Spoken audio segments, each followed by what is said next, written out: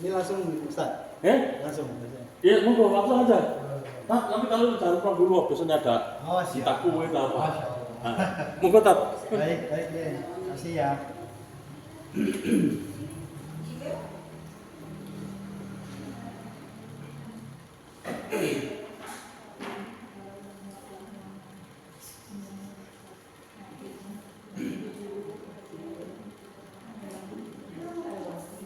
Kita mulai ya Bapak Ibu ya. Bismillahirrahmanirrahim. Assalamualaikum warahmatullahi wabarakatuh. Alhamdulillahirabbil alamin. Alhamdulillahi haqqa hamdihi wa syukrillahi haqqa syukrihi. La haula wa la quwwata illa billah. Rabbi shrah li sadri wa yassir li amri wahlul 'uqdatam min lisani yafqahu qawli. La haula wa la quwwata illa billahil 'aliyyil 'azim. A'udzu billahi minasyaitonir rajim. Ala bi dzikrillahi tatma'innul qulub. Shadaqallahul 'azim. Masyaallah muslimin, ibu bapak, saudara-saudara, para jamaah kajian duha yang dirahmati Allah Subhanahu wa taala. Pertama sekali marilah kita senantiasa bersyukur, ucapkan alhamdulillahirabbil alamin. Setiap hari, saban waktu, bahkan setiap hembusan nafas kita, semuanya adalah merupakan karunia dari Allah Subhanahu wa taala. Daripada itulah kita diperintahkan Allah senantiasa untuk bersyukur, ya, memuji dan mengagungkan Allah Subhanahu wa taala. Apalagi kita bisa hadir di kajian pada pagi hari ini merupakan anugerah, ya, anugerah yang paling besar dari Allah Subhanahu wa taala. Karena kita bisa menggunakan, ya, nikmat Allah Subhanahu wa taala. Sebaik-baiknya di antaranya adalah, ya, mengikuti kajian duha, ya, di Masjid Raudhatul Istiqlal ini. Mudah-mudahan Bapak Ibu yang dirahmati Allah, semua kita yang hadir di sini diberikan kesehatan oleh Allah Subhanahu wa taala. Kemudian juga diberikan keberkahan dan juga diberikan umur yang panjang. Amin ya rabbal alamin, dan istiqamah dalam menjalankan ibadah kepada Allah Subhanahu wa taala. Bapak Ibu yang dirahmati Allah, mari kita berselawat buat junjungan kita Rasulullah Muhammad sallallahu alaihi wasallam. Rasulullah, sebagaimana yang kita ketahui bahwa beliau adalah uswatun wa qudwatun hasanah, ya, suri tauladan yang baik bagi kita semuanya. Ya, baik bagi keluarga, pribadi, masyarakat, dan juga termasuk bagi seluruh, ya, umat manusia, menjadikan sebagai tauladan dalam kehidupan. Insyaallah mudah-mudahan kita semuanya mendapatkan syafaat pertolongan di yaumil qiyamah nanti. Amin ya rabbal alamin. Ibu-ibu semuanya jelas suara saya? Dengar ya? Oh iya. Kalau kurang jelas nanti volumenya saya kencangin lagi. Ya. Bapak sudah jelas ya? Ya. Biasanya kalau kita kajian subuh duha ini biasanya ada baca Quran dulu atau langsung? Langsung aja. Baik. Terima kasih Bapak-bapak, Ibu-ibu, para jemaah Masjid Raudhatul Istiqlal di Serpong. Serpong ini ya. Insyaallah mudah-mudahan kita semuanya sehat, ya. Insyaallah kita senantiasa istiqamah dalam menjalankan perintah-perintah Allah Subhanahu wa taala. Baik, pada kesempatan duha kali ini, perkenalkan yang saya terlebih dahulu, mohon maaf ya, ini baru pertama kali untuk kajian duha, ya, baru pertama kali. Kalau Jumat itu khatib udah sering, ya, ada kajian duha baru kali ini. Mungkin ibu-ibu baru pertama kali ketemu dan jumpa dengan saya. Ya, kalau bapak-bapak itu biasanya di hari Jumat, ya, ada yang sudah ketemu, ada yang sudah kenal. Nama saya Adi Mansah ya, mungkin sudah di-share juga sama Ustadz Nafok ya. Adi Mansah dan saya adalah dosen di Universitas Muhammadiyah Jakarta. Biasanya kan Ustadz Muhib ya, Rosyidi ya, yang isi kajian dari UHAMKA. Nah sekarang dari UMJ, jadi sama-sama Muhammadiyah. Cuman bedanya satu UHAMKA, satu UMJ.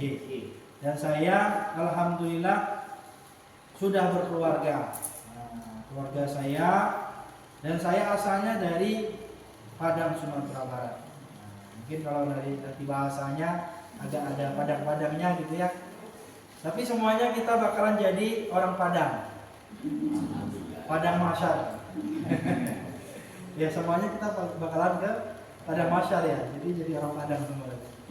Nah, Bapak Ibu yang dirahmati Allah Subhanahu wa taala, jadi kajian pada kali ini ya, kajian duha kita itu temanya tentang ya kunci agar hati menjadi lebih kuat. Nah, ini kita berbicara tentang masalah hati. Masalah hati berarti berbicara tentang masalah perasaan. Ya, ini penting sekali. Karena di akhir-akhir zaman ini banyak sekali ya permasalahan-permasalahan mungkin yang kita hadapi.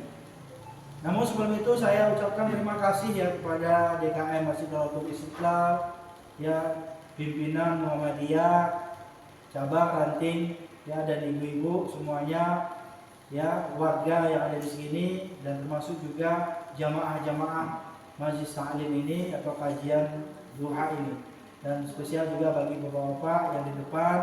Alhamdulillah ya, insya Allah mudah-mudahan kita tetap istiqomah ya dalam kegiatan kajian duha ini, insya Allah. Jadi saya juga tadi subuh itu kajian juga jadi suara agak rada-rada serak juga gitu ya.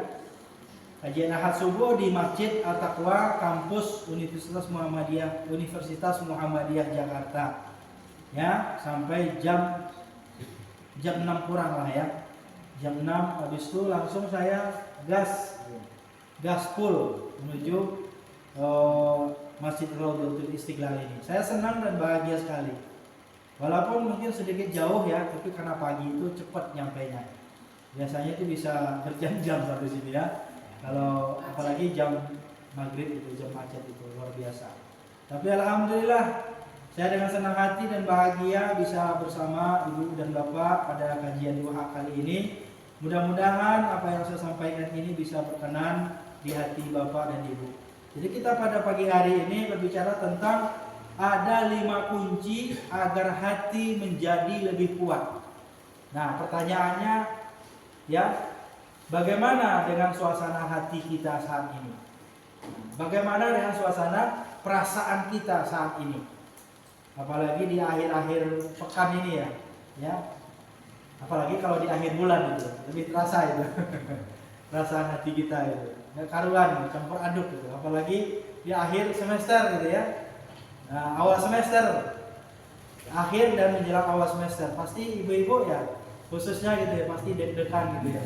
Termasuk saya juga udah punya anak 3, semuanya lagi sekolah gitu ya. Nah, jadi ini menjadi sesuatu ya yang biasa sebenarnya kita hadapkan, yang kita hadapi dalam kehidupan kita. Ada yang namanya kecemasan. Ya, kecemasan. Ibu-ibu pernah cemas dalam hidupnya? Sering. Apalagi kalau lihat gitu ya, ada semua sembako pada naik gitu ya. Tapi insya Allah ya, dalam kesempatan duha kali ini saya akan berikan 5 resep di dalam Al-Quran gitu ya. Bagaimana kita menghadapi ya situasi dan kondisi dan termasuk suasana hati kita yang lagi cemas, lagi galau, ya lagi berat-beratnya dalam menghadapi kehidupan ini. Bukan hanya ibu-ibu, yang muda-muda juga perlu belajar tentang 5 kunci resep yang diberikan oleh Allah Subhanahu wa taala, bagaimana kunci agar hati kita menjadi lebih kuat. Jadi saya sampaikan, bukan berarti galau itu tidak baik. Bukan berarti cemas itu tidak boleh. Jangankan ibu-ibu dan bapak-bapak, saya juga suka sering cemas juga gitu. Ya, apalagi kalau misalnya dalam menghadapi berbagai macam ujian dari Allah. Ya ini udah sepekan ini itu saya sekeluarga, saya, istri dan 3 anak saya itu kami berlima itu di rumah itu sakit semua. Dan alhamdulillah saya yang sudah sehat. Ya, beberapa hari ini dan terutama anak saya 3 orang itu sakit sampai saat ini masih demam dan nggak bisa beraktivitas dan 3-tiganya nggak bisa sekolah. Kenapa? Karena itu tadi ya ujian dari Allah Subhanahu wa taala dan itu pasti akan mendatangkan yang namanya rasa cemas dalam hati kita. Apalagi misalnya anak kita itu nggak sembuh-sembuh ya, nggak pulih-pulih, nggak sekolah-sekolah dan lain sebagainya. Pasti ada rasa cemas dalam hati kita. Tapi ingatlah Allah Subhanahu wa taala selalu memberikan yang namanya ya penawar, penyejuk di dalam hati kita. Ketika kita dihadapkan dengan kegalauan, ya permasalahan hidup, problema, ya dan ujian yang lainnya, cobaan yang lainnya yang mungkin barangkali tidak terhingga dan tidak terkira dalam pikiran kita gitu. Tapi ingatlah, setiap ujian itu yang datang dari Allah Subhanahu wa taala sebenarnya itu adalah Allah sedang menegur kita, Allah sedang mengingatkan kita. Ya, Allah sedang ya mungkin barangkali Allah sedang sayang-sayangnya sama kita. Dengan ujian itu maka kita akan jadi lebih ingat dengan Allah Subhanahu wa taala. Kalau kita nggak pernah diuji maka kita mungkin jadi lalai gitu. Jadi terabaikan gitu. Mungkin kita tidak terlalu ingat dengan Allah Subhanahu wa taala. Mungkin ingat hanya sekedar ingat saja gitu. Tapi dengan ujian itu maka kita semakin kuat hati kita dalam menghadapi berbagai macam problema, permasalahan yang akan kita hadapi yang lebih besar lagi ke depan. Bapak Ibu yang dirahmati Allah Subhanahu wa taala. Jadi oleh karena itu tentu salah satu karunia yang paling besar yang kita dapatkan dari Allah itu adalah nikmat ketenangan hati. Ya, walaupun tadi hati lagi cemas, hati lagi galau, banyak masalah, tapi Allah karuniakan yang namanya ketenangan hati. Nah, oleh karena itu Allah Subhanahu wa taala berikan kuncinya, resep yang pertama apa itu? Adalah dengan cara banyak-banyak berzikir kepada Allah. Ya, berzikir itu bukan hanya ketika habis sholat saja. Subhanallah, subhanallah, subhanallah 33 kali. Bukan hanya itu saja. Tetapi ketika kita ya dalam kondisi apapun, dalam keadaan apapun, dimanapun kita, bahkan mungkin ketika kita berada di perjalanan, lagi berkendara, ya dan juga lagi di rumah sakit, ya lagi bekerja, dan bahkan ibu-ibu yang lagi masak, gitu ya, jangan lupa apa? La tansa, ya jangan lupa zikrullah, jangan lupa berzikir kepada Allah Subhanahu wa taala. Maka ini adalah kunci dan resep yang pertama untuk menghadapi berbagai macam kecemasan di dalam hati kita masing-masing. Yang pertama adalah zikrullah.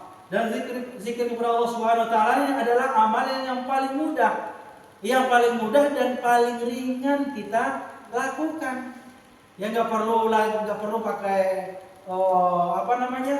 ritual-ritual gitu ya. Nggak perlu ada adegan-adegan, nggak perlu ada perbuatan atau perlakuan-perlakuan khusus dimanapun kita dan bahkan kapanpun kita bisa ya melakukan atau melaksanakan zikrullah atau mengucapkan zikrullah, zikir kepada Allah Subhanahu wa taala. Dan ini tentunya telah termaktub di dalam Al-Qur'an tadi, ala bizikrillahi tatmainnal qulub. Hanya saja, ingatlah, hanya saja mengingat Allah itulah hati kita akan menjadi tentram, maksud saya tenang dan tentram. Jadi ini adalah garansi dari Allah Subhanahu wa taala. Ya, kalau ketika kita hatinya galau, stres, ya, cemas, ya, enggak tenang gitu ya, dan memiliki suatu prediksi yang tidak baik untuk masa depan mungkin keluarga kita dan anak-anak kita, termasuk juga mungkin karir kita gitu ya. Ingatlah bahwasanya dengan kita berzikir kepada Allah Subhanahu wa taala, segala kegalauan, ya, segala kecemasan, ya, itu akan bisa dihilangkan dan akan bisa disingkirkan dengan cara apa? Berzikir kepada Allah Subhanahu wa taala. Maka ini juga adalah ajaran dari Rasulullah. Bayangin ibu-ibu ya, kalau kita lihat itu Rasulullah itu setiap hari, saban waktu, siang malam, Rasulullah itu walaupun sudah dijamin oleh Allah ya sebagai hamba Allah yang maksum dari dosa dan hamba Allah yang selalu ingat kepada Allah, tetapi dia tetap berzikir kepada Allah. Dan bahkan suatu ketika ya Rasulullah SAW mengajarkan kepada sahabat-sahabatnya tentang pentingnya berzikir kepada Allah Subhanahu wa taala. Dan bahkan kata Rasulullah SAW itu salah satu cara kita untuk mendekatkan diri kita kepada Allah Subhanahu wa taala yaitu adalah iksiru min zikrillah. Perbanyaklah mengucapkan zikir Allah Allah Allah. Perbanyaklah mengucapkan kalimat Allah Allah Allah atau la ilaha illallah atau zikir yang lain, subhanallah ya, subhanallah, alhamdulillah, la ilaha illallah atau Allahu akbar Allahu akbar Allahu akbar. Ini adalah zikir yang diajarkan oleh baginda Rasulullah sallallahu alaihi wasallam. Nah, ini penting sekali jemaah yang dirahmati Allah Subhanahu wa taala. Dan salah satu hikmah dari berzikir kepada Allah ini adalah untuk memperkuat keimanan kita. Memperkuat dan memperbaharui keimanan kita, atau bahasa lainnya mengupdate. Ibu-ibu punya HP? Pernah nggak ada namanya Play Store? Setiap saat saban waktu itu sampai bosen kita itu diminta update terus gitu ya. Pernah nggak itu? Sampai habis kuota gitu. Diminta update terus. Nah, ini aplikasi saja itu minta update gitu. Apalagi iman kita itu juga perlu update. Salah satunya kata Nabi adalah dengan cara apa? Yaitu zikrullah. Perbanyaklah berzikir kepada Allah. Makanya suatu ketika Rasulullah itu memerintahkan jaddidu imanakum, wahai sahabat-sahabatku, perbaharuilah iman kalian. Kemudian sahabat bertanya kepada Rasulullah, ya Rasulullah, wahai Rasulullah, kaifa nujaddid imanana? Bagaimana kami caranya memperbaharui iman kami? Kemudian Rasulullah mengatakan, caranya bagaimana? Iksiru min qawli la ilaha illallah. Cara mengupdate iman kita itu, memperbaharui iman adalah dengan banyak-banyak mengucapkan kalimat la ilaha illallah. Nah, ini luar biasa ya. Gak apa-apa. Saya juga kalau habis suara saya senang saja. Untuk berzikir, untuk ngaji, untuk kajian, untuk menyebut Allah Subhanahu wa taala. Gak apa-apa. Bahkan kalau perlu sampai habis ya, sampai habis nafas kita ini, atau dengan alias gitu ya, kita meninggal dunia, kita ditutup ucapannya dengan kalimat la ilaha illallah atau min husnil khatimah. Jelas ibu-ibu ya? Ini yang pertama adalah dengan mengucapkan la ilaha illallah. Perbanyaklah zikir la ilaha illallah. Jadi zikir itu ibu-ibu gak hanya ketika tahlil, atau mungkin kalau di NU ya, kalau kita kan Muhammadiyah, biasanya tradisi ya di NU ada tahlil gitu, zikir. Nah, kalau nggak tahlil itu nggak zikir, bukan begitu. Nah, kita harusnya bukan berarti kita Muhammadiyah nggak tahlil nggak zikir. Justru kita dimanapun kapanpun ya kita bisa berzikir kalimat la ilaha illallah, la ilaha illallah. Apalagi kalau misalnya melihat sesuatu ya, atau melihat suatu peristiwa ya, ucapkan subhanallah, la ilaha illallah, atau kekuasaan Allah yang maha luar biasa, Allahu akbar, atau la haula wala quwata illa billah. Jadi zikir itu sebenarnya hakikatnya bertumpu pada la ilaha illallah. Walaupun kita ucapkan Allahu akbar, subhanallah, ya itu semuanya intinya la ilaha illallah, karena di situ ada kalimat Allah, Allah, Allah. Jelas ibu-ibu ya? Ini yang pertama. Ya. Ini yang pertama, perbanyaklah berzikir kepada Allah Subhanahu wa taala. Kenapa kita banyak berzikir? Ya, karena Allah, kalau kita banyak mengingat Allah, maka Allah akan ingat kepada kita. Ya, kan biasanya kan ada istilah ibu-ibu ya. Ya kan? Man ahabba syai'an ya faksaru min zikrihi. Siapa orang yang cinta kepada sesuatu, maka dia akan sering menyebut namanya. Masya Allah. Kalau misalnya kita cinta sama suami nih, pasti kita sering sebut namanya. Atau kita sering ingat. Ya, kalau dia lagi kerja, lagi keluar rumah gitu ya, lagi kemana, pasti kita selalu ingat. Sama dengan Allah juga begitu. Kalau kita ingat cinta kepada Allah, maka kita pasti akan ingat dengan Allah Subhanahu wa taala. Kalau kita ingat dengan Allah, pasti kita akan suka dan senang menyebut nama Allah Subhanahu wa taala. Insyaallah. Ini yang pertama Bapak Ibu yang dirahmati Allah. Dan kemudian amalan yang paling berat timbangannya nanti di akhirat itu apa? Yaitu adalah kalimat la ilaha illallah. Di samping itu ada juga kalimat apa? Kata Rasulullah, perbanyaklah subhanallah. Ya, apalagi alhamdulillah. Apalagi Allahu akbar. Apalagi ya la ilaha illallah. Apalagi astaghfirullah. Nah, ini kalimat-kalimat namanya kalimat thayyibah namanya. Nah, ibu-ibu guru mungkin ada yang guru di sini kasih tahu lah ya. Kalau kita ngajarin anak-anak kita, santri-santri kita, murid-murid kita, pasti kita biasanya awali dengan apa? Ketika kita ngajar itu, diawali dengan kalimat thayyibah. Nah, membiasakan kalimat thayyibah. Kalau mau mendapatkan rezeki karunia, ucapkan alhamdulillah, ya kan? Kalau kadang-kadang kita kan salah kaprah gitu ya. Kalau misalnya kita kesandung, ada yang sakit gitu ya, ucapkan apa? Bisa juga innalillah, astaghfirullah gitu ya.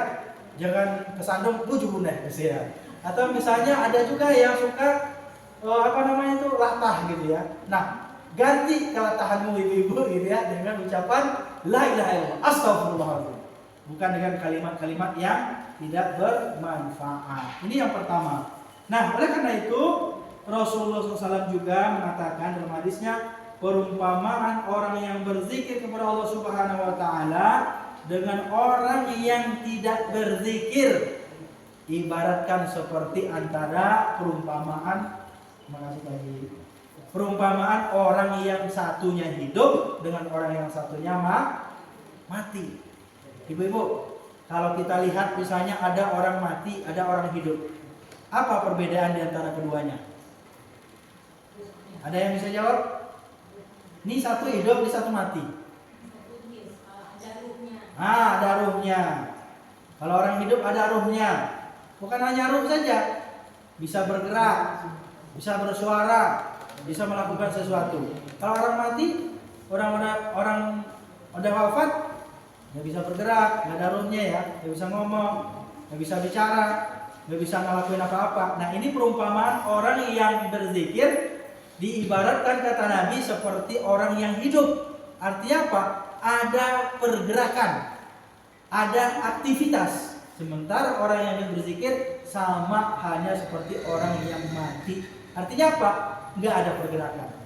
Dan bahkan dalam suatu riwayat dikatakan bahwasanya orang yang berzikir itu ya, maka hendaklah dia berzikir, perumpamanya itu berzikir di rumahnya. Berzikir dan sholat. Sholatlah dan berzikirlah kamu di rumahmu. Karena rumah yang disertai dengan zikir dan sholat itu ibaratkan seperti rumah yang hidup. Sementara rumah yang tidak pernah zikir dan tidak pernah sholat itu seperti ibaratkan kuburan yang mati dan sepi dan menyeramkan. Nah, itulah ibaratkan perumpamaannya. Nah, pertanyaannya ibu-ibu dan bapak-bapak, kita rumahnya seperti kuburan atau seperti rumah yang hidup, ya, yang dihiasi dengan zikir tadi. Salah satunya dengan baca Quran. Baca Quran juga zikir ibu. Nah, makanya ibu-ibu kalau misalnya habis sholat, terutama maghrib itu ajak anak-anaknya. Kalau ada cucu yang di rumah, ajak cucu-cucunya.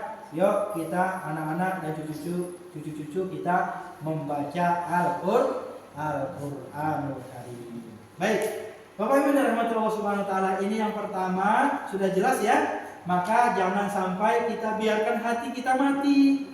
Ya, ada orang yang hidup tapi seperti mati. Mereka itu hidup, ya. Ada manusia yang hidup tapi seperti mati. Apa? karena nggak pernah berzikir, nggak pernah baca Quran, nggak pernah sholat, terutama di rumahnya. Akhirnya apa? Dia diibaratkan dia seperti orang yang telah mati. Nah, oleh karena itu jangan sampai kita menjadi orang-orang yang masih hidup tapi hatinya mati karena tidak pernah berzikir kepada Allah Subhanahu wa taala. Baik, Bapak Ibu dan Rahmatullah, ini baru yang pertama. Yang kedua, kita lanjutkan. Lanjut ya. Insyaallah kita lanjutkan. Yang kedua adalah bagaimana kunci kita agar hati kita menjadi lebih kuat dan tidak cemas dalam menghadapi berbagai macam kehidupan, apalagi di akhir-akhir tahun ini ya. Nah, akhir tahun juga ya. Di tengah-tengah tahun ini, belum akhir tahun aja udah cemas kita. Ya, belum lagi berbagai macam halnya ya. Ya, segala macamnya naik gitu ya. BBM naik, sembako naik dan lain-lain sebagainya. Jangan cemas. Ya, cemas itu boleh. Itu adalah manusiawi. Tetapi ingat, ketika kita merasakan kecemasan dalam hati kita, maka ingat yang pertama tadi resepnya apa? Yaitu adalah berzikir kepada Allah Subhanahu wa taala. Nah, yang kedua adalah ini mungkin ibu-ibu itu ada biasa udah sering saya dengar. Apa itu? Yaitu adalah perbanyak sabar. Benar ya? Sabar. Itu Allah yang memberikan garansi loh. Allah memberikan jaminan. Apa kata Allah? Innallaha ma'as sabirin. Sesungguhnya Allah Subhanahu wa taala bersama orang-orang yang sabar. Ini kan itu mah udah biasa Ustaz, udah sering saya dengar dan saya juga udah tahu, udah khatam saya Ustaz gitu ya. Tapi kok bisa kita udah khatam, udah tahu, udah setiap hari kita dengar kata sabar, tapi kenapa kita tidak bisa sabar? Padahal udah sering gitu. Nah, justru karena kita nggak bisa sabar itulah maka kita selalu diingatkan agar kita selalu bersabar. Wasbir, ya, wa ma sabruka illa billah kata Allah. Bersabarlah kalian kata Allah, dan kalian gak bisa sabar kecuali dengan pertolongan Allah. Luar biasa. Maka kita minta pertolongan kepada Allah. Jadi kita memang diperintahkan sabar, tapi sabar aja gak bisa dengan diri kita sendiri tanpa kita meminta pertolongan kepada Allah Subhanahu wa taala. Jadi sabar itu memang harus dengan pertolongan Allah. Kapan saya harus bersabar Ustaz? Gitu ya. Kayaknya hidup saya susah terus, hati saya galau dan cemas terus, ya. Sabar terus. Kapan sabarnya berakhir ya? Ketika kegalauan dan kecemasan itu sampai hilang. Kita sabar. Nah, maka oleh karena itu kita tidak akan bisa sabar kecuali kita meminta pertolongan untuk bersabar itu dengan Allah Subhanahu wa taala. Dan ingatlah, kalau kita sudah mendapatkan pertolongan dari Allah, maka Allah katakan engkau bersamaku. Ya. Makanya dalam Al-Qur'an ayat yang lain itu banyak sekali perintah bersabar itu. Wasabiru warabitu. Ya. Dan bersabarlah kalian, wahai manusia, bersabarlah dan ingatlah, ikatlah dirimu dengan Allah. Bagaimana caranya? Dengan kita melakukan perintah-perintah Allah. Jangan kita ingin bersabar tapi nggak pernah sholat, malas ngaji, kajian jarang, suka absen misalnya gitu ya. Dan juga kita tidak pernah melakukan apa yang namanya apa? Zikrullah yang pertama tadi. Ya, jadi oleh karena itu memang ini perkara yang sangat mudah kita dengar.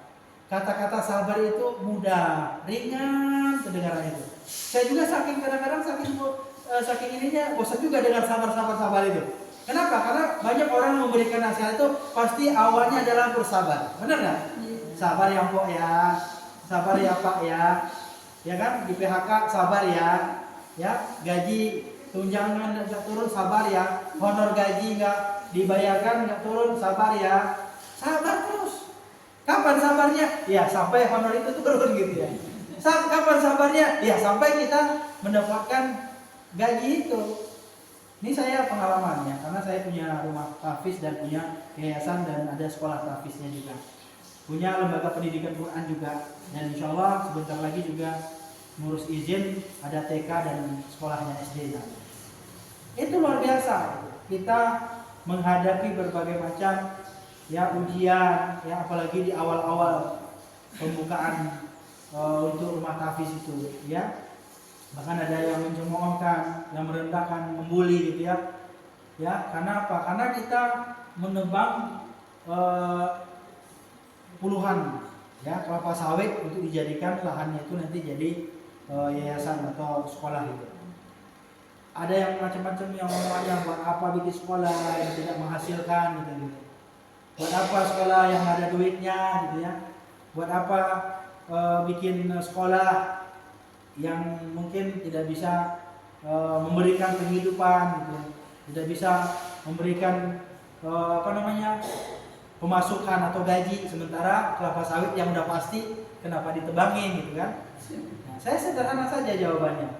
Pertama adalah bahwa kelapa sawit ini, kebun ini dulunya adalah warisan dari ibu saya. Ibu saya udah meninggal dan dikuburkan di situ juga. Dan bahwa saya mendapatkan nasihat dari ibu saya kalau nanti dia meninggal dunia, ya nanti lahan atau kebun yang diberikan itu, yang dia tinggalkan itu nanti ya dibangunkan pesantren. Itu amanahnya dan cita-citanya. Karena saya dulu pesantren. Tapi karena qadarullahnya saya nggak bisa di kampung dan saya tidak bisa membimbing dan membangun pesantren secara langsung, maka saya mengkader adik-adik saya. Nah, alhamdulillah sekarang udah berdiri, sekolahnya udah ada, walaupun 3 kelas dan santrinya udah ada juga sebanyak 90 orang, lebih kurang. Dan itu udah bagian dari modal awal dan modal dasar untuk kita ya mengembangkan pendidikan Al-Quran atau menjadikan nanti kelak menjadi pesantren atau sekolah. Nah, saya berpikiran bukan mendapatkan gaji ya, atau mungkin mendapatkan kehidupan yang layak, yang mungkin sehingga orang mengira gitu saya secara ekonomi itu menjadi berkurang pemasukannya gitu. Tapi saya berpikirnya Bapak Ibu adalah amal jariah buat ibu saya yang sudah meninggal dunia. Selama orang ngaji di situ, ya selama bapak-bapak ibu-ibunya belajar Al-Quran, anak-anaknya tahfiz Quran, apalagi ada pendidikan TK dan nanti ada SD-nya, bahkan mungkin ke pesantrennya, betapa bahagianya orang tua saya dan ibu saya. Itulah niat saya satu-satunya dan keluarga saya, agar apa yang ditinggalkan itu bermanfaat dan bukan tujuannya untuk harta, untuk duit, atau untuk mendapatkan kekayaan dunia. Karena kekayaan dunia seberapapun pasti akan habis, ya kan? Maka kita jangan bangga dengan kekayaan dunia yang kita miliki. Ya, kendaraan yang mewah kita miliki, rumah yang bertingkat yang kita miliki, gaji yang besar yang kita terima setiap bulan, kalau kita tidak manfaatkan dengan sebaik-baiknya, maka itu sungguh akan menjadi malapetaka, nanti akan kita pertanggungjawabkan di hadapan Allah Subhanahu wa Ta'ala. Jadi kembali lagi sabar. Itu baru itu sabar. Yang kedua apa? Yang kedua, kita terkendala dengan gaji guru-gurunya. Ini masalah juga. Saya teringat, ini mungkin panjang menjadi pengajian kita. Ini sampai jam berapa sih? Ya. Saya teringat bagaimana Kiai Haji Ahmad Dahlan dulu sampai melelang. Tahu nggak lelang, Bu? Sampai melelang menjual ya seluruh perkakas-perkakas yang ada di rumahnya. Bahkan sampai jam dindingnya, lemarinya, mejanya, dan bahkan sampai jasnya, dan bahkan sampai sorbannya.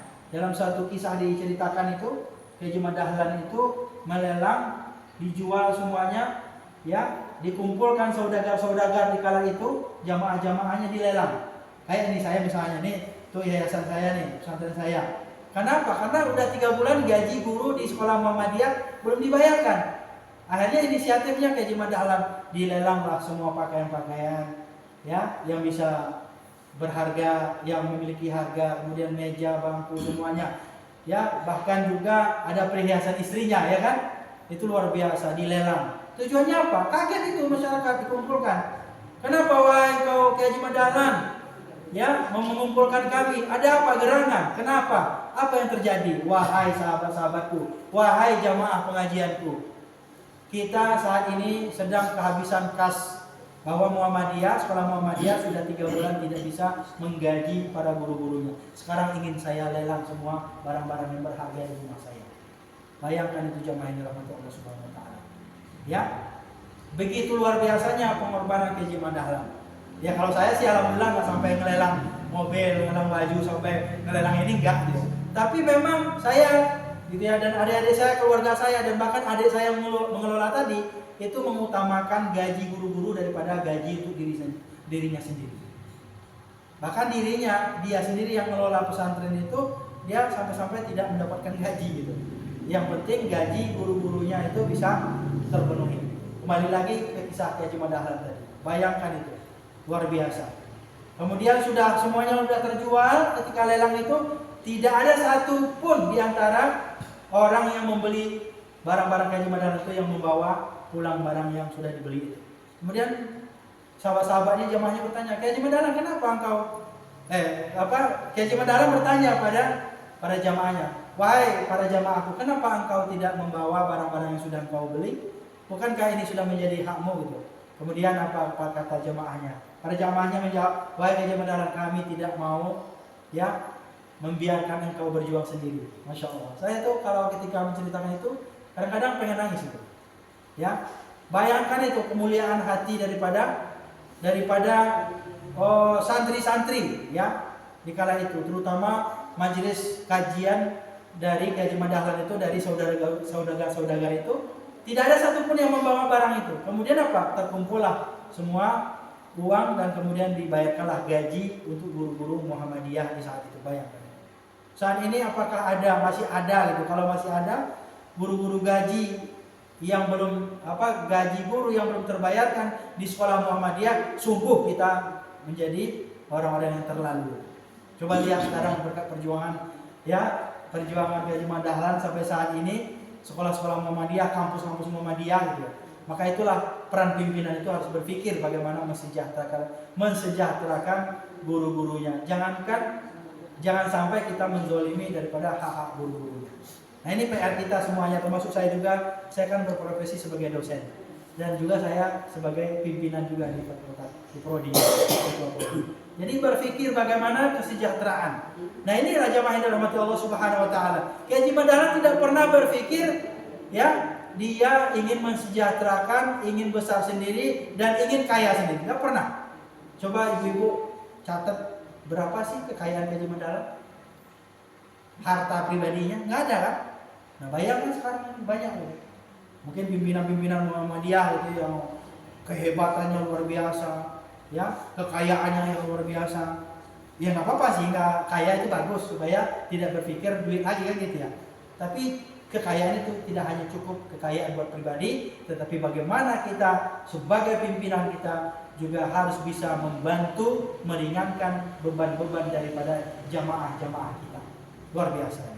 Makanya saya juga punya program ibu bapak, yaitu jamaah-jamaah kita yang sulit ekonominya, apalagi yang memang miskin, du'afa, itu harus kita perhatikan gitu. Makanya mohon maaf gitu, kalau saya misalnya ada rezeki di tempat lain, itu saya pikirkan untuk tempat lain lagi gitu ya, untuk membantu atau untuk memperhatikan jamaah-jamaah yang memang memiliki kesulitan ekonomi. Makanya dengan cara-cara berbagai macam teknik lah gitu ya, supaya anak-anak kita ini bisa dibantu, terutama kalau di kampus itu adalah beasiswanya. Nah, beasiswanya. Jadi Bapak Ibu, jangan pernah kita berpikir untuk diri kita sendiri. Dan kemudian kesabaran itu ternyata seperti yang dilakukan oleh Haji Madahlan berbuah manis sampai saat ini. Seandainya di hari itu Haji Madahlan tidak sabar, apalagi sampai majelisnya itu ya, tempat kajiannya itu dibakar oleh masyarakat di saat itu, seandainya Haji Madahlan tidak sabar, mungkin saat ini kita tidak akan merasakan bagaimana ya indahnya pendidikan yang telah dicetus oleh Haji Madahlan yang luar biasa besar dan sudah sukses sampai saat ini. Luar biasa. Jadi kita ucapkanlah ya, alhamdulillah berkat perjuangan Haji Madahlan. Jadi ini yang kedua adalah berkat kesabaran. Kalau kita berbicara sabar ini banyak sekali hikmahnya ya. Banyak sekali, dan bahkan juga banyak ulama-ulama terdahulu itu menceritakan tentang kisah seseorang yang bersabar, dan bahkan juga ada ya nabi yang bersabar dari penyakitnya kan gitu ya, bersabar dari anaknya, bersabar dari istrinya, luar biasa, bersabar dari muridnya, bersabar dari jamaahnya, bersabar dari zalim tetangganya gitu ya, luar biasa. Makanya Masya Allah luar biasanya ya. Orang-orang yang mendapatkan ketenangan hati, hati menjadi kuat itu adalah dengan melalui pintu sabar. Insya Allah itu akan langsung terbukti sebagaimana yang telah dicontohkan oleh baginda Rasulullah dan juga oleh Kiai Haji Ahmad Dahlan. Nah, yang berikutnya kita singkat saja. Yang ketiga adalah mari kita hafidhu ala sholawat, yaitu memelihara sholatnya. Nah, ini tadi sudah saya sampaikan gitu ya. Rumahnya orang yang beribadah atau yang sholat itu adalah rumah yang hidup, yang ibaratkan ada listriknya dan nyala. Jadi terang. Sementara rumah yang tidak pernah sholat, nggak pernah zikir, nggak pernah ngaji, itu ibaratkan rumah yang tidak punya listrik, tidak punya lampu alias gelap dan tidak pernah terlihat hidup. Seperti itu. Jadi maka terangi. Nawiru buyutakum bi qiraatil Qur'an wa shalatil jamaah. Hiasilah, terangilah rumahmu dengan membaca Quran dan sholat berjamaah. Terutama nih ya, kita yang mungkin tidak sempat ke masjid atau jauh dari masjid, ajak anak-anak kita sholat berjamaah, ajak mantu kita, ajak cucu-cucu kita untuk sholat berjamaah. Setelah itu baca Quran, walaupun setiap harinya hanya 1 ayat saja. Ini minimal. Jadi jaga sholat kita. Dan bahkan salah satu cara kita meminta pertolongan kepada Allah Subhanahu wa taala adalah dengan cara sholat. Apa kata Allah? Wasta'inu bis sabri was shalah, kata Allah. Meminta pertolonganlah kalian kepada Allah dengan cara apa? Bis sabri, dengan sabar tadi kan? Dan yang kedua adalah dengan sholat. Jelas itu. Jadi sabar dan sholat itu nggak bisa dipisahkan itu. Nggak bisa dipisahkan itu. Nah, maka Bapak Ibu dirahmati Allah Subhanahu wa taala, mari perhatikan ya sholat kita. Mungkin barangkali kesulitan yang kita hadapi saat ini mungkin saja itu adalah karena sholat kita yang tidak teratur. Makanya ada istilah mengatakan ya, kalau hidupmu pengen baik maka perbaikilah sholatmu. Kan gitu ya. Kalau ingin hidupmu tambah berkah, perbaikilah sholatmu. Tapi kalau sholat aja kagak, apalagi misalnya kita nggak mau sholat atau ditinggalin terus, dilalaikan, diabaikan terus, gimana kita hidupnya mau baik, mau berkah gitu ya. Makanya jangan salahin gitu. Ada orang yang mungkin biasa-biasa aja tapi hidupnya tentram, mungkin karena dia sholatnya rajin, kan gitu ya. Ada juga orang mungkin kaya, hartanya banyak, rumahnya mewah gitu ya, nggak perlu ngontrak lagi. Saya aja masih ngontrak ya. Tapi kalau kita lihat orang kaya, mewah hidupnya, tapi gak pernah tenang hidupnya, bisa saja ada 2 hal.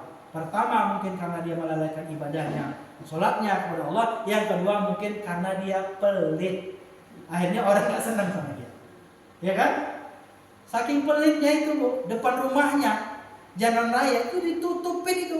Gak boleh orang berhenti di situ, gak boleh orang parkir, gak boleh orang putar balik di situ. Bayangin itu saking pelitnya. Dan itu ada terjadi di kompleks tempat saya ini. Luar biasa. Mungkin banyak terjadi di tempat-tempat yang lain. Ditutup, dikasih portal, dikasih ini. Padahal itu udah sarana umum gitu. Padahal dia orang kaya. Rumahnya itu udah, kalau dihitung udah hampir tanahnya udah hampir setengah RT itu punya dia gitu. Tapi masih pelit gitu. Ya Allah. Ini orang bagaimana nanti hidupnya di akhirat gitu. Kita mah santai-santai aja gitu ya. Bukan kita iri hati, kadang-kadang kan kita disalah kaprahin. Nah, dasar lo aja yang iri, yang sirik katanya. Bukan sirik, bukan iri. Terserah ente mau pagar juga jalan raya itu enggak ada masalah. Tapi masalahnya kita miris. Udah kaya, udah besar, rumah mewah, mobil banyak, tanah luas, ya kan? Pakai security, segala macam itu. Ya Allah, tapi kok jalanan umum yang masih yang harus jadi sarana umum itu kok masih dipagerin. Ya nggak ada yang berani, ya orang kaya nggak ada yang berani. Akhirnya laporlah ke saya, soal gimana nih, gini, lapor aja RT RW. Saya juga galau, saya juga kesulitan gitu, karena ada di depan tempat saya juga gitu, sepanjang jalan itu. Nah ini salah satunya saya ceritain. Ya, kisah ini bukan hanya sekedar cerita atau hoax, tapi ini adalah fakta yang mungkin bisa terjadi juga di tempat-tempat kita. Nah oleh karena itu, inilah cara kita meminta pertolongan kepada Allah, jaga sholat kita. Insya Allah dengan sholat itu maka hati kita menjadi tenang. Dan yakinlah kepada Allah bahwa pertolongan itu akan datang dari Allah Subhanahu wa Ta'ala. Yang keempat, kita singkat saja. Yang keempat adalah memperbanyak sedekah membantu orang. Memperbanyak sedekah itu bukan sedekah yang banyak. Beda ya ibu-ibu ya. Tahu nggak perbedaannya bapak-bapak? Sedekah yang banyak dengan perbanyak sedekah. Beda nggak ya? Perbanyak sedekah itu, kalau banyak sedekah, misalnya ini 3 nih, banyak sedekah, 3 langsung. Tapi kalau perbanyak sedekah itu, hari ini sedekah, ya kan? Sedekah lagi, besok sedekah lagi.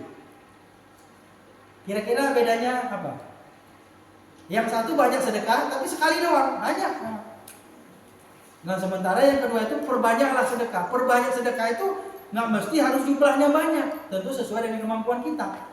Makanya kalau saya nggak apa-apa, saya bukan pamer atau sok apa enggak. Tapi ini buat apa juga pamer, cuman dikit ya sedekah saya. Tapi paling tidak saya kasih contoh. Misalnya ketika setiap transaksi, ya apapun lah bentuk transaksinya, saya akan mensedekahkan minimal 1.000 atau 2.000 melalui mobil banking saya. Ibu punya mobil banking? Ada di situ kan? Apakah mau bersedekah 1.000, 2.000 sampai 50.000 mungkin gitu, atau 1 juta gitu ya? Nah tinggal pilih tuh, klik minimal 1.000. Mungkin nggak seberapa anggapan kita gitu, tapi Allah kan udah melihat itu, mencatat itu. Nah itu istiqomah, lakukan itu. Makanya saya itu setiap transaksi akan merasa malu ketika saya tidak mengklik ada tombol sedekah itu. Terserahlah nanti banknya mau sedekahin kemana, itu kan urusan dia. Tapi kita sudah meniatkan dalam hati kita bahwa saya hari ini sudah bersedekah walaupun 1.000. Boleh nggak? Boleh. Dan bahkan Rasulullah mengatakan amalan yang paling terbaik itu akmalul apa? Ada itu syarat. Ya, amalan yang paling terbaik itu kata Rasulullah adalah amalan yang apa? Yang dilakukan secara rutin, secara kontinu, wa in qalla, kan hadisnya begitu ya. Walaupun amal itu masih sedikit, nggak apa-apa. Ya, teks hadisnya saya lupa. Tapi intinya di akhirnya wa in qalla itu apa? Walaupun sedikit nggak apa-apa. Dan bahkan ada satu riwayat katakan walaupun Anda memberikan 1 tetes air untuk minuman hewan yang ada di sekitar Anda. Misalnya ada semut tuh. Ada semut nih. Kita lagi minum nih atau lagi makan sesuatu. Kalau roti misalnya di itu dikit, dia kotak dikit ya, ini dikasih. Kalau air misalnya ditetesin tuh. Nah, itu adalah sedekah yang luar biasa di hadapan Allah Subhanahu wa Ta'ala. Wa in qalla walaupun sedikit. Nah ini penting sekali, perbanyaklah sedekah, perbanyak sedekah. Dan bahkan ada suatu keyakinan ibu-ibu di kampung saya, itu saya heran. Karena setiap jamaah subuh itu saya selalu melihat ada kotak amal di depan, di tengah itu. Kotak amal yang memang sengaja ditaruh di situ. Tulisannya apa? Sedekah subuh. Nah, pada ibu dengar, itu setiap subuh itu katanya supaya hidup kita, rezeki kita berkah, hidup kita dan semua urusan kita lancar, hendaklah kita senantiasa istiqomah dalam sedekah subuh.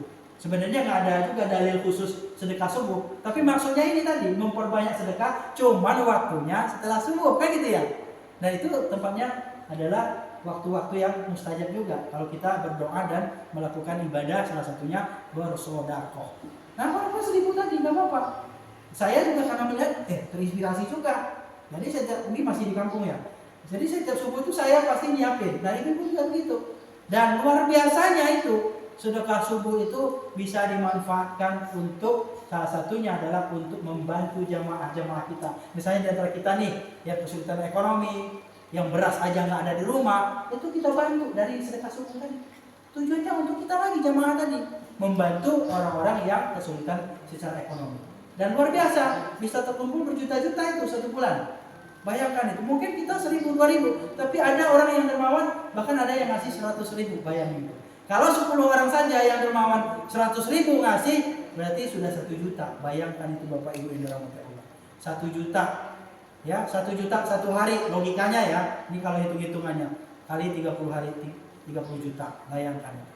Luar biasa, gimana gak bisa bantu orang-orang masyarakat. Dan yang paling membahagiakan lagi, jamaah yang bersedekah tadi juga mendapatkan manfaat dari sedekah subuh. Padahal dia sedekahnya cuma 1.000 doang. Bayangkan, biasakan. biasakan. Dan sedekah itu adalah untuk kita sendiri dan untuk kemaslahatan dan kemakmuran dari jamaah kita sendiri. Insya Allah itu akan menjadi berkah. Dan yang terakhir Bapak Ibu yang dirahmati Allah, sudah 1 jam kurang ya. Dikit lagi saya ceramah ya. Ini bisa 2 jam kalau saya di stop nanti. Ya. Yang terakhir adalah Bapak Ibu. Jadi mari kita istiqomah dalam bersedekah. Perbanyaklah sedekah. Perbanyak itu adalah ritmenya ya. Keseringannya. Frekuensi. Nah, itu Haji. Frekuensinya itu diperbanyak. Kuantitasnya. Ya, kualitas itu kan masalah nominal. Tapi kuantitas itu juga jadi penting. Ya, karena Allah akan melihat dari istiqomahnya kita, dari konsistensinya kita.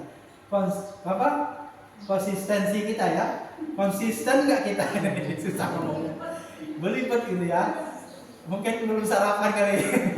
Jadi konsisten nggak kita dalam melakukan amal ini, sedekah ini, dan termasuk tadi contohnya adalah sedekah subuh. Makanya itu luar biasa.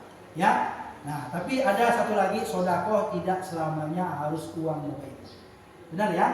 Sedekah nggak harus selamanya uang. Banyak macam-macamnya, ya. Dan bahkan tadi saya bilang, ya, kita bantu dengan tenaga, pemikiran, yang kita punya nasihat, kasih nasihat. Yang ada ilmu, kasih ilmu. Yang kita punya waktu, luangkan waktu. Yang punya tenaga, bantu orang lain. Banyak sekali. Jadi nggak ada alasan, Ustaz, saya kan nggak ada uang, Ustaz. Saya aja susah, nggak bisa sedekah. Ya, maka bantu dengan cara yang lain. Ya, dan paling mudah sekali adalah sedekah apa? Tabassum. Kafi wajhi akhika laka sedekah, kata Nabi. Tabassum. Senyum aja, tabassum atau tabassam. Ya, senyum kepada saudaramu itu adalah termasuk salah satu sedekah. Nah, senyum kita. Makanya pagi-pagi ketemu saudara kita, tetangga kita, senyum kita. Tapi jangan senyum-senyum sendiri aja ya. Bahaya nanti. Kalau senyum itu membawa berkah, maka kita akan juga mendapatkan keberkahan. Insya Allah. Terakhir, itu adalah ternyata adalah memperbanyak baca Quran. Benar kata Nabi. Ya. Apa? Nabi Muhammad SAW mengatakan, Iqra'ul Quran fa innahu ya'ti yaumal qiyamah syafi'an li ashabi. Bacalah Quran, ya, tadarus Quran, ya, kemudian pelajari Quran, kalau perlu hafal Quran, karena sesungguhnya Al-Quran akan datang kepada kita nanti di yaumul qiyamah adalah sebagai penolong kita, insya Allah. Jadi jangan sampai kita merasa rugi baca Quran. Kadang-kadang kita buka HP itu lama banget, sampai berjam-jam, sampai habis baterainya, dicolok, lanjut lagi gitu ya. Sementara Al-Quran itu sehari saja kadang-kadang kita lupa. Padahal masalahnya gitu ya, di HP kan ada Al-Quran juga. Bisa ditandain itu halaman berapa, besok lanjutin lagi. Makanya saya tuh upayakan itu minimal mungkin 1 halaman, klik tandain, besok balik lagi, klik tandain baca Quran. Kalau lupa besok dirapel, ya kan? Mentok-mentoknya ya sehari itu harus baca Quran minimal 1 ayat. Setuju ya Bapak Ibu ya? Nah, ini berkah sekali hidup kita dengan baca Quran ini. Dan ini baca Quran kan adalah merupakan penawar, pengobat hati. Apa kata Allah? Wa nunazzilu minal Qur'ani ma huwa syifaa'un wa rahmatun lil mu'minin. Kami turunkan Al-Qur'an menjadi penawar, penyejuk hati, obat hati. Kan hati kita cemas tadi, galau. Jadi kalau galau itu bukan bikin update status WA, Instagram, atau di Facebook, ya Bu ya. Tapi di mana? Update lah dengan cara ambil Quran dan kemudian kita baca Quran itu. Kenapa? Huwa syifaun. Dia adalah syifaun, adalah sebagai obat dalam hati kita, wa rahmatun, dan sebagai rahmat bagi kehidupan kita. Gimana kita dapat rahmat kalau rumah kita nggak pernah dibacain Quran? Kan gitu ya. Nah, itulah pentingnya kita harus memperbanyak baca Quran. Al-Quran itu ketika kita sedih baca, ya. Kalau sedih bacalah Al-Quran, kalau galau bacalah Al-Quran. Kalau cemas kembalilah baca Quran. Kalau suami nggak pulang bacalah Al-Quran. Ya, nggak pulang atau suami berpulang bacalah Al-Quran. Maksudnya orang meninggal. Baca Quran.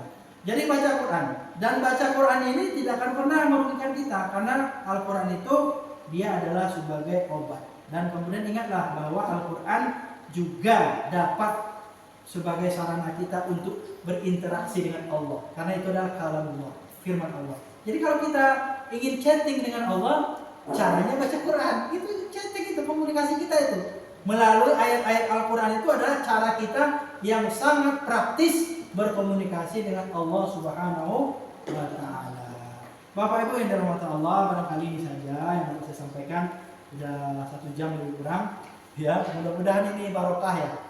Barokahnya kita ngaji itu hati kita senang, hati kita tenang, hati kita enteng, tentram.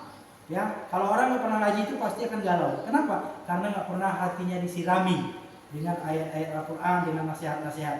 Jangankan ibu-ibu, bapak-bapak, saya aja juga punya jadwal pengajian sebagai jamaah. Saya aja juga jadi ngaji juga. Ya, kemana-mana saya ngaji. Nggak selamanya saya ngaji menyampaikan materi terus, nyampaikan ceramah terus. Ada kalanya saya juga sebagai jamaah biasa. Saya nyimak kajian. Kadang-kadang kan nasihat itu datangnya dari mana saja. Kadang-kadang kita yang galau, kita nggak bisa nasihatin diri kita sendiri. Benar nggak, Bu? Bisa nggak? Nggak bisa. Saya kalau sedih, apalagi anak saya lagi sakit, tiga-tiganya. Bahkan sampai itu yang satu yang bungsu itu tiap hari mimisan terus. Banyak darah dari hidungnya keluar. Entah apa, agak kesulitan.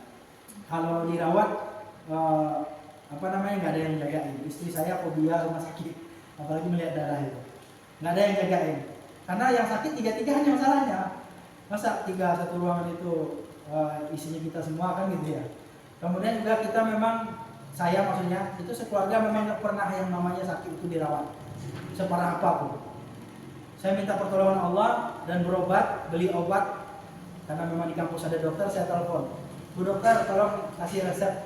Anak saya sakit ini. Kemudian udah, saya tinggal ambil obatnya, kemudian kasih obat saja. Bahkan nggak pernah lihat dokternya gitu. Begitu saja. Saya lebih banyak tawakalnya kepada Allah. Kadang-kadang memang udah cemas juga gitu ya. Apalagi melihat kondisinya, ya panasnya nggak turun-turun, batuknya sampai hidungnya berdarah-darah gitu ya. Mungkin karena cuaca juga, mungkin barangkali yang nggak sehat saat ini. Tapi ya Allah, ya berikanlah kemudahan dan kesembuhan. Itu aja permintaan saya. Ikhtiarnya obat sudah dilakukan. Ya, kalau seandainya dirawat, malahan anak-anak saya makin tambah nggak sehat. Karena mereka itu pada nggak suka rumah sakit semuanya. Alhamdulillah senang saya. Karena nggak ada orang yang senang dengan rumah sakit. Nggak ada orang yang senang dan suka dirawat di rumah sakit. Ya, walaupun tujuannya untuk sembuh. Nah, jadi oleh karena itu saya juga mohon doa ibu-ibu, ya, bapak-bapak, doakan anak-anak saya, semoga insya Allah hari ini semuanya sembuh semua. Udah 1 pekan ini, mulai hari Senin kemarin. Udah sepekan juga nggak ada sekolah semuanya. Saya optimis, insya Allah ya, mudah-mudahan sakit itu datang dari Allah dan juga kesembuhan juga pasti datang dari Allah Subhanahu Wa Taala. Ikhtiar yang lain sudah dilakukan. Ya, kasih obat, buah, madu dan lain sebagainya udah secara Islami juga udah dilakukan gitu. Nah, insya Allah mudah-mudahan dengan ikhtiar ya yang dilakukan, mudah-mudahan Allah Subhanahu Wa Taala ijabah semua doa-doa kita. Dan semua ibu-ibu yang sehat semua ya, anak-anak, cucu-cucu yang mungkin ada yang sakit, teman-teman kita, kerabat kita, tetangga-tetangga kita, ya insya Allah semuanya sehat-sehat semua ya, insya Allah. Sehat badannya, sehat imannya, dan sehat kantongnya juga. Nah, itu penting juga. Ternyata setelah saya selidiki, salah satu yang membuat orang itu mudah sakit adalah karena kantongnya yang sakit juga gitu ya. Nah, kalau kantong itu tebal, berisi dan aman gitu ya, biasanya kita jarang sakit gitu ya. Karena apa-apa selalu bisa tertangani gitu. Ada mau beras, ada mau makan, ada uangnya, mau uang sekolah anak, ada bayarannya kan gitu ya. Ada buat bayar gitu. Insya Allah ta'ala. Apapun lah kondisi kita, insya Allah itu yang terbaik buat kita, dan kita tetap berbaik sangka sama Allah Subhanahu Wa Taala. Mudah-mudahan kajian kita ini barokah, mudah-mudahan bermanfaat, dan mohon maaf jika ada kesalahan dan kekeliruan dari saya. Kita tutup dengan membaca hamdalah bersama-sama. Alhamdulillahirabbil alamin. Nasrun minallahi wa fathun qarib wa basyiril mu'minin. Wassalamualaikum warahmatullahi wabarakatuh. Ya. Oh iya, nggak apa-apa. Ada pertanyaan? Oh iya, boleh. Gimana dengan sodako keberatan? Misalnya semua kalau kita kasih makanan, dia akan datangi teman-teman semua. Ada sinyal sehingga teman-temannya pada datang. HP-nya digigitin yang dulu. Nah, apakah boleh nih membunyi sebut-sebut ini karena sakit digigitin? Ya. Terus sampai misalnya saja ini cepet nih membakar, gimana itu Ustaz? Boleh ya? Ya, ini pertama membunuh ya. Membunuh itu ada dua kategori. Membunuh hewan yang tidak bersalah itu berdosa. Ada yang membunuh hewan yang memang membahayakan atau yang mengganggu, maka itu dibolehkan. Dengan catatan membunuhnya tidak dengan cara menyakiti. Salah satunya mungkin kalau dalam fikihnya itu ada lubang semut nih, dikencingin gitu, atau disiramin pakai air panas, nggak boleh. Atau salah satunya dibakar, nggak boleh juga. Bahkan ada juga salah satu pendapat ulama, ya, itu kita ngerakit nyamuk aja nggak boleh itu, karena katanya itu menyiksa juga gitu ya. Terus gimana caranya? Disemprot juga nyiksa juga. Kan lama itu mati-matinya. Ini dulu kan. Apa namanya? Nah, jadi gini, Bu. Kalau misalnya ada sesuatu yang membahayakan buat kita, apakah ular atau misalnya binatang yang berbahaya atau mungkin bahkan hewan yang sekecil semut pun kalau membahayakan boleh dibunuh. Dengan catatan tidak dengan menyakiti atau menzolimi. Ya, disiram dengan air atau dibakar atau mungkin dengan cara-cara yang lain. Boleh sebenarnya boleh saja gitu ya. Walaupun semut itu sebenarnya tidak semut yang menggigit tapi mengganggu atau menggerogoti rumah misalnya atau tempat tinggal gitu. Tapi sebaiknya contoh tadi subuh nih, ini saya praktekin. Subuh tadi itu di masjid ketika saya mau sholat itu banyak semut situ kan. Di tempat mihrab ini ya. Mihrab imam itu. Saya ambil, saya jaga, ya sekipas-kipas aja gitu. Ya kan? Ya kalau mau dibunuh kan mau pakai apa bunuhnya kan sudah sulit juga. Ya saya kipasin aja supaya tidak mengganggu. Karena semutnya itu saya lihat semut api juga yang bisa gigit juga. Kalau lagi sholat itu bisa gigit juga. Karena kena ke sejadah. Saya kipas-kipas aja. Jadi upayakan dulu kalau kita mau ini hewan itu kita usir secara halus dulu. Diusir dulu atau dibikin salurannya atau jalurnya atau ditutup jalurnya untuk masuk ke rumah kita. Paling praktis begitu. Misalnya ada lubang atau mungkin ada sarangnya di situ, ya. Itu mau nggak mau kan kita harus pindahkan sarangnya atau kita robohin sarangnya. Otomatis nanti kan dia akan berpindah ke tempat yang lain. Jangan sampai nanti sarangnya dibakar kayak orang yang mau mancing itu kan. Kan ada orang dibakar sarangnya, ini kan zolim juga itu, nggak boleh. Kemudian ada memang hewan-hewan yang memang harus dibunuh. Kayak cicak itu memang harus dibunuh, bahkan disunahkan cicak. Banyak juga cicak tuh mengganggu juga. Kadang-kadang tiba-tiba udah masuk aja ke wajan kita gitu ya. Atau nempel di piring atau di perkakas rumah kita, mengganggu, boleh dibunuh, ya. Apalagi itu kadang-kadang kotorannya kan berserakan gitu. Nah ini hati-hati. Jadi oleh karena itu ada yang memang binatang yang secara fisik mungkin tidak membahayakan langsung, tapi dia diperintahkan untuk membunuh. Kayak cicak boleh, ya. Gitu. Ada historinya di zaman Nabi ya, di Hira itu ya.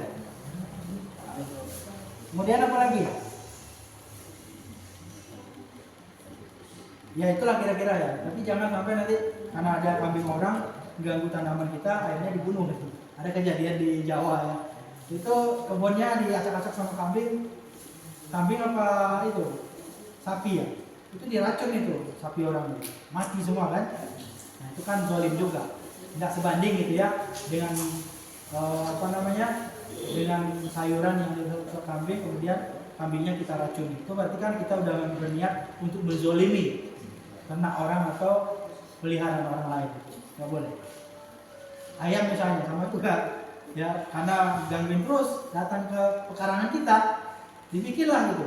Dan saya pernah terjadi, mertua saya ayamnya kan banyak, bukan ayamnya banyak, ayamnya kita ada, kita kasih kandang, bedeng itu semua. Tapi ketika itu keluar dan masuk ke rumah orang, itu orang di situ ditimpukin gitu, dan itu ketahuan, udah kelihatan bangkainya di pinggir di luar.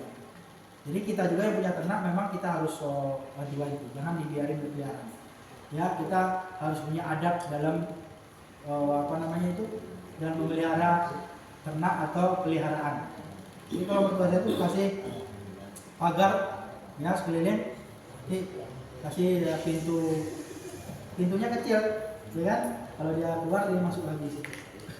Nah, karena ada juga yang memang kampung-kampung kan masih boleh ayam berkeliaran, beda kayak di kota ya. Tapi di kota jarang sih ya, kalau berkeliaran tuh pasti hilang nanti. Ya hilang aja itu. Oke ya, jadi itu Bapak Ibu.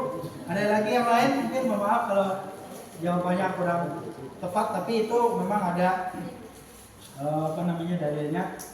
Kalau cicak itu kita diperintahkan untuk membunuhnya. Kalau hewan-hewan lain kayak semut juga apa, kalau misalnya dia membahayakan boleh, tapi jangan dibakar. Jangan, bahkan dalam fikih itu di Tarjih Muhammadiyah juga ada tuh. Ya, dilarang kencing di tempat lubang semutnya gitu ya. Ada di fikih Tarjih Muhammadiyah di badan. Ada yang lain, Bapak-bapak? Nanya coba. Karena udah ada hidangnya, silakan dicicipi. Ya, sambil diskusi.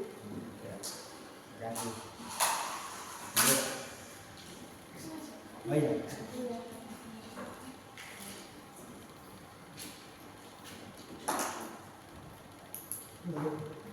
Oh iya Pak, boleh. Nah, boleh zikir. Nah, kita sudah tahu kan zikir itu kan ya baca subhanallah, dan juga buat dan juga dan sebagainya. Kemudian saya lihat Pak, yang ada suatu ayat yazkuruna Allah yang mau dalam ujau Allah lebih mutafakirnya yang kita tidak. Nah, yazkuruna itu kan zikir kan. Jadi yang berzikir atau katanya juga yang menyebutkan nama Allah kan, ini di waktu duduk, di waktu berdiri. Ya, nah, juga. Nah, kira-kira bagaimana kira maksudnya itu? Ayat itu memerintahkan kita sebenarnya berzikir dalam kondisi apapun. Baik dalam keadaan berdiri, duduk, dan bahkan wala junubihim, wala itu kan berbaring. Lagi tiduran lah gitu ya. Nah itu kemudian memikirkan tentang kejadian langit dan bumi, itu juga bagian dari berzikir kepada Allah. Karena zikir kepada Allah itu tidak hanya mengucapkan kalimat yang saya sebutkan tadi, subhanallah, Allahu akbar, alhamdulillah saja, tapi juga wa yatafakkaruna fi khalqis samawati wal ard, itu juga bagian dari zikrullah. Nah, namanya maka zikir ada dua. Ada zikir namanya zikrullah secara langsung, ada zikir terhadap ciptaan Allah. Nah, itu kan makanya melihat kebesaran dan keagungan Allah melalui ciptaan-ciptaannya itu juga adalah bagian dari zikrullah. Karena kan ciptaan ini kan Allah yang bikin. Berarti kan kita lagi punya Allah tuh. Ya kan? Bahkan diri kita gitu. Bahkan ada dalam ulama tasawuf itu mengatakan kan ada tuh. Man arafa nafsa faqad arafa rabbah. Barang siapa yang mengingat dirinya, dia tahu tentang dirinya, maka dia ingat kepada Allah. Kenapa? Karena dia itu adalah ciptaan Allah kan gitu ya. Nah, man arafa nafsa faqad arafa rabbah wa man arafa rabbah faqad fasadal jasad. Siapa yang sudah kenal dengan Allah, maka dia sudah tidak perlu lagi mengingat dirinya, karena dia sudah tahu bahwa dirinya itu adalah punya Allah gitu. Nah, gitu ya. Nah, itu Pak jawabannya. Jadi artinya apa? Kita mengingat Allah bukan hanya ketika kita berdiri, duduk dan berbaring saja, tapi juga mengingat dan berpikir, ya. Kan berzikir dan berpikir. Nah, ini dua hal ini yang harus seimbang. Jangan kita berzikir aja tapi nggak berpikir. Banyak orang yang berzikir tapi nggak berpikir. Nah, akhirnya apa? dia timpang namanya, nggak seimbang. Dia ingat Allah aja, tapi dia merusak alam juga. Dia ingat Allah juga, tapi dia tidak melakukan memelihara lingkungan misalnya. Nah, itu salah satunya itu. Makanya Muhammadiyah itu juga sangat ini juga di ajaran PP Muhammadiyah itu kan kita diperintahkan untuk menjaga ini kan, ekosistem alam, efisiensi, energi ya kan, hemat energi. Bahkan saya di kantor saya itu bukan hanya ketika edaran PP, dari sebelum-sebelumnya di kantor saya itu tanpa listrik, tanpa lampu, karena saya memberdayakan ini jendelanya saya buka semua, karena memang ada jendelanya. Ya karena ada yang di tengah juga kan, ruangannya nggak bisa kan. Jadi saya tanpa lampu, tanpa listrik. Jadi kalau saya udah maghrib, maka saya pulang aja, karena saya nggak usah hidupin listrik, karena saya ngantornya dari terbit pagi sampai gelap gitu ya. Karena saya kan ketua prodi. Jadi saya nggak tanpa listrik. Saya hanya menggunakan listrik itu ketika menggunakan komputer saja. Tanpa listrik, dan ada yang kedua Pak, tanpa AC. Saya tanpa AC, tanpa kipas juga. Ada AC, tapi AC orang sebelah. Tapi masih ada lah hawa-hawanya ke ruangan saya. Tanpa AC. Karena saya kalau AC saya sendiri dan saya ruangannya cuma 2x2 itu, saya menggigil sendiri kan. Saya nggak ini. Jadi akhirnya demi efisiensi dan hemat energi, saya suka matikan AC. Nggak usah saya pakai AC. Jadi ruangan saya itu udah hemat dua, tanpa listrik. Padahal ada bola dua gede di ruangan saya itu, tanpa listrik dan tanpa AC. Berapa hemat energi itu? Karena yang paling banyak itu menggunakan energi itu adalah lampu dan AC. Kalau untuk di kantor itu. Kalau komputer mah berapa lah, kan nggak selama juga kita pakai komputer. Tapi lampu, apalagi kalau nanti karyawan lupa matiin lampu, matiin AC, bisa besok hidup lagi kan gitu ya. Makanya saya tanpa AC dan tanpa listrik, tanpa lampu. Ada satu lagi sebenarnya, ya apa namanya? Tanpa ini energi juga, tanpa itu tadi, tanpa staf pribadi. Saya kan pimpinan ada staf, tanpa pakai wakil.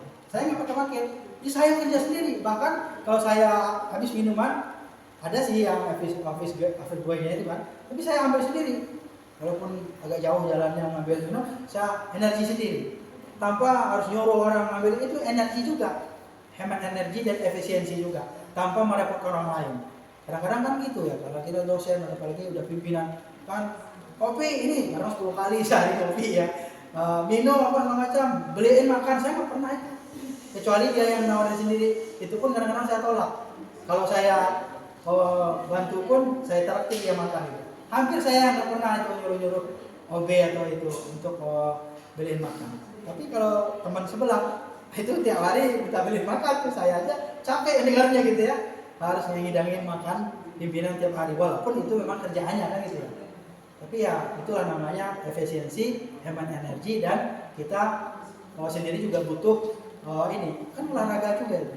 Makanya ke warung ya udah makan, cari ke warung, pesan sendiri. Nggak usah merepotkan orang lain. Selama kita masih bisa, maka kita kerjakan sendiri. Termasuk minum tadi. Makanya habis minum ya saya cari sendiri. Kalau habis panasin sendiri gitu. Nggak rugi kok. Kita juga meringankan orang lain. Kita juga olahraga. Gitu. Dan hemat energi juga salah satunya. Oke ya.